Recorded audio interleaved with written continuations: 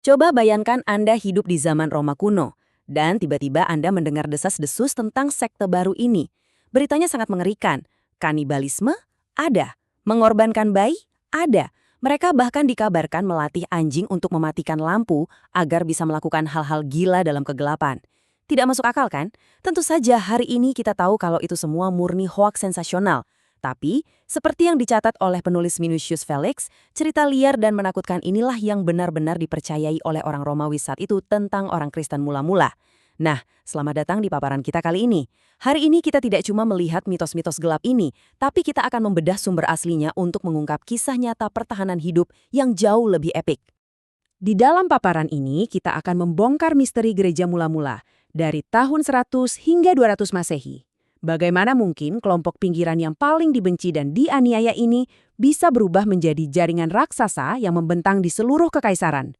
Bisa dibilang, ini adalah kisah tantangan dan respons paling luar biasa dalam sejarah. Kita akan melihat bagaimana mereka selamat dari birokrasi, kebencian publik, dan mesin militer kekaisaran Romawi yang tak terkalahkan. Rahasianya bukan pada pedang, melainkan pada struktur dan ketahanan yang jenius. Oke, mari kita mulai. Ini peta jalan kita hari ini. Pertama, ancaman kekaisaran. Kedua, hukum Romawi dan kejahatan Kristen. Ketiga, rumor, ejekan, dan filosofi. Keempat, berorganisasi untuk bertahan hidup. Dan kelima, jaringan lintas kekaisaran. Bagian pertama, ancaman kekaisaran, tangan besi negara. Sebelum mereka sempat memikirkan struktur organisasi yang rapi, ancaman pertama yang harus dihadapi sifatnya eksistensial, alias menyangkut hidup dan mati.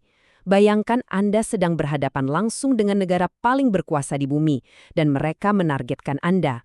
Sejarawan Romawi Tacitus memberi kita gambaran mengerikan tentang ini. Ketika kebakaran besar menghancurkan Roma, Kaisar Nero butuh kambing hitam. Dia sama sekali tidak mau disalahkan. Jadi, siapa yang ditunjuk? Orang-orang Kristen. Yang gila di sini adalah mereka dihukum bukan karena masalah agama, melainkan karena tuduhan aneh, yaitu kebencian terhadap umat manusia. Mereka disiksa dengan cara yang sangat sadis, bahkan dijadikan obor hidup untuk menerangi taman Nero di malam hari, semata-mata untuk memuaskan kekejaman satu individu. Benar-benar mimpi buruk. Lalu, bagaimana respons mereka terhadap teror sebrutal ini? Jawabannya mungkin agak sulit dicerna oleh akal sehat kita sekarang. Mereka merangkulnya. Iya, alih-alih mundur dan bersembunyi, banyak dari mereka justru menyambut kemartiran. Coba dengar kutipan dari Ignatius dari Antioquia ini. Saat ia sedang dibawa untuk dieksekusi di Roma, ia malah memohon agar teman-temannya tidak mencoba menyelamatkannya. Ia bilang ia ingin digiling oleh gigi binatang buas, agar bisa menjadi roti Kristus yang murni. Semangat ekstrim seperti inilah yang bikin penguasa Romawi saat itu benar-benar kehabisan akal. Masuk ke bagian kedua, hukum Romawi dan kejahatan Kristen, birokrasi kematian.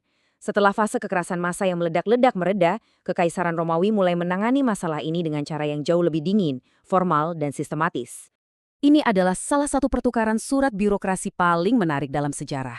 Di satu sisi, kita punya Plinius yang lebih muda, seorang gubernur daerah yang panik. Dia menulis surat ke Kaisar Trajanus, pada dasarnya bertanya, apa yang harus saya lakukan dengan orang-orang ini? Anak-anak juga dihukum tidak? Kalau mereka tobat, dimaafkan tidak? Dan balasan Trajanus itu sangat dingin dan pragmatis. Dia bilang, jangan buang waktu secara aktif mencari-cari mereka. Tapi, kalau ada yang secara resmi melaporkan dan mereka terbukti bersalah, ya hukumlah. Namun, kalau mereka mau menyembah dewa Romawi, lepaskan. Sangat prosedural. Tidak ada perburuan penyihir massal, hanya birokrasi penegakan hukum yang kaku. Ironisnya, Plinius ini sampai menggunakan metode penyiksaan pada 2 wanita pelayan gereja untuk mencari tahu konspirasi jahat apa yang sebenarnya mereka sembunyikan. Hasilnya, dia cuma menemukan dalam kata-katanya sendiri takhayul yang menyimpang dan berlebihan. Dia melaporkan bahwa kejahatan terbesar kelompok ini ternyata cuma berkumpul sebelum subuh, menyanyikan himne, dan berjanji untuk tidak mencuri, tidak merampok, dan tidak berbuat zina. Jadi, bayangkan, mesin birokrasi Romawi mengeksekusi orang-orang ini bukan karena mereka kriminal berbahaya, melainkan semata-mata karena mereka menolak ikut ritual negara. Lanjut ke bagian ketiga, rumor, ejekan, dan filosofi, respon kaum pagan. Ancaman fisik dan hukum sudah pasti mengerikan, tapi mereka juga menghadapi mimpi buruk di bidang public relations. Mereka harus melawan ejekan intelektual dan rumor liar di jalanan. Misalnya dari kaum intelektual seperti penulis satir Romawi, Lucian dari Samosata. Kaum elit memandang orang Kristen itu bukan cuma aneh, tapi naif dan gampang ditipu. Kenapa? Karena mereka sangat dermawan dan membagikan harta benda mereka begitu saja kepada siapapun yang mengaku seiman. Bagi para filsuf Romawi saat itu, ide tentang menganggap semua harta sebagai milik bersama dan memuja seseorang yang disalibkan itu sangat tidak masuk akal. Mereka melihat kebaikan hati orang Kristen sebagai kelemahan konyol yang gampang dieksploitasi. Nah, apa yang paling menarik dari sini adalah jurang pemisah yang sangat tajam antara berita hoaks dan realitas yang sejujurnya sangat membosankan. Di jalanan, orang-orang percaya rumor gelap dari Minucius Felix tadi, kejahatan rahasia, anjing yang diikat, dan perjamuan inses. Tapi, kalau kita lihat catatan Justin, martir, realitas ibadah mereka itu biasa aja. Kumpul hari Minggu, membaca tulisan suci, berbagi roti dan anggur, serta membantu yatim piatu. Sangat bertolak belakang kan? Ini menunjukkan betapa kerasnya perjuangan mereka cuma untuk meyakinkan dunia luar bahwa mereka bukanlah monster. Keempat, berorganisasi untuk bertahan hidup. Beradaptasi dengan kekacauan. Dengan semua tekanan dari luar tadi, pedang negara, hukum yang dingin, dan fitnah masyarakat, komunitas ini sadar akan satu hal. Kalau mereka tidak segera merapikan barisan dan mengatur diri dari dalam, mereka akan hancur lebur. Mari kita lihat evolusi lini masanya. Mulai dari zaman apostolik di sekitar tahun 100, melangkah ke zaman pasca apostolik hingga tahun 140 saat kelompok mereka mulai tersebar. Tapi perubahan paling revolusioner terjadi pada periode kritis, antara 140 hingga 200 Masehi. Di titik inilah, gereja-gereja yang tadinya terisolasi dipaksa oleh keadaan, baik ancaman luar maupun perpecahan dari dalam, untuk menciptakan pertahanan struktural yang nyata. Dan pertahanan utama mereka dinamakan episkopat. Singkatnya, ini adalah sistem kepemimpinan yang diakui secara universal di bawah para uskup. Sistem ini bukan sekedar gelar, melainkan sebuah zirah administratif yang solid. Uskup menjadi semacam pelindung yang menjaga keaslian tradisi, serta menangkis bidat atau penyusup yang mencoba mengambil keuntungan dari komunitas mereka. Aturan-aturan yang mereka buat untuk bertahan hidup ini sangat praktis, dan sejujurnya cukup lucu kalau kita lihat sekarang. Teks kuno bernama Didache ini memberikan panduan jitu untuk mendeteksi nabi palsu. Karena komunitas ini sangat dermawan, tentu banyak penipu yang mencoba mencari tumpangan gratis. Jadi aturannya, pertama, sambut mereka. Kedua, kalau mereka menginap sampai 3 hari, usir saja, mereka pasti nabi palsu. Ketiga, kalau mereka mulai meminta uang, sudah pasti mereka nabi palsu. Cerdas sekali kan?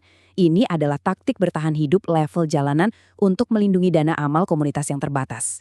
Mereka juga membagi tugas dengan sangat jelas agar operasional berjalan lancar.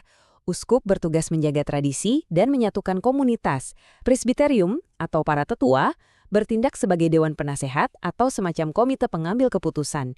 Lalu para diakon, mereka inilah yang turun ke lapangan mengurus kebutuhan praktis, logistik, dan amal. Dan tahukah Anda apa yang paling luar biasa? Struktur hierarki yang lahir dari keputusasaan dan penganiayaan di abad kedua ini nantinya akan menjadi cetak biru tata kelola politik dan sosial peradaban barat selama ribuan tahun. Terakhir, bagian kelima, jaringan lintas kekaisaran dari sekte ke fenomena global. Jadi, apa hasil dari semua pengorbanan moral dan pengorganisasian ketat ini? Menjelang akhir abad kedua, sekte kecil yang terpinggirkan ini tidak hanya sekedar bertahan, tetapi meledak secara geografis menjadi sesuatu yang tak terbayangkan.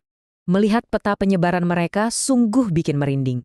Menurut catatan kuno, mereka menyebar dari timur melampaui batas kekaisaran ke Partia dan Elam, menyapu seluruh penjuru Asia Kecil, turun ke Mesir dan Afrika Utara, dan bahkan menembus jauh ke Eropa, dari Roma ke Galia, menyeberang ke Inggris, sampai ke wilayah suku-suku seperti Sarmatia dan Jerman, yang bahkan tentara Romawi pun kesulitan menembusnya. Penyebaran ini bagaikan api liar. Kepercayaan diri mereka pada titik ini benar-benar meledak.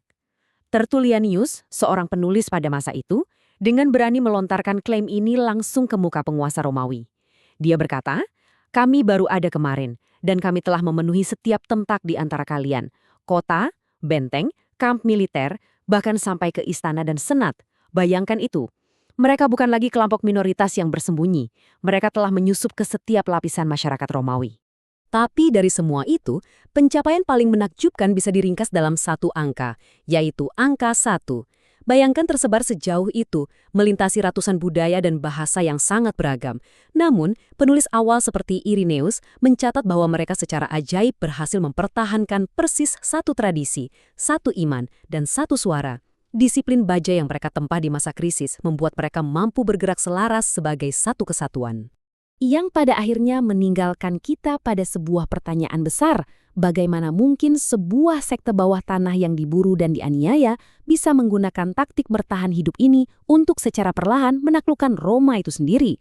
Struktur yang tadinya hanya dibangun untuk menangkis hoaks dan bertahan dari arena singa, kelak menjadi fondasi bagi sebuah tatanan yang mengubah dunia barat.